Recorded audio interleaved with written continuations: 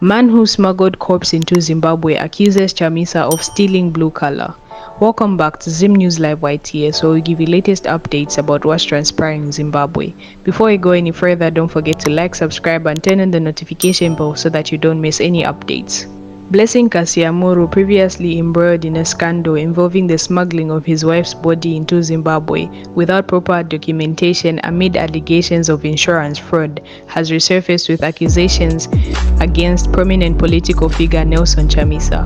Kasiamuru, who had faced condemnation from his own mother-in-law for his actions, has now shifted attention to Chamisa, accusing him of theft.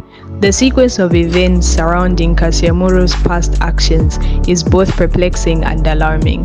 Amid the cloud of suspicion surrounding his wife's death and the subsequent smuggling of her body, questions arose regarding not only Kasiamuru's integrity and motives, but his capacity to hurt other people beyond those close to him.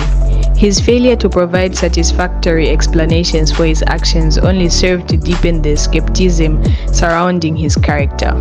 In today's news, Blessing Kasiamuru accuses Chamisa of stealing the blue color of his campaign in order to shift attention from his past actions.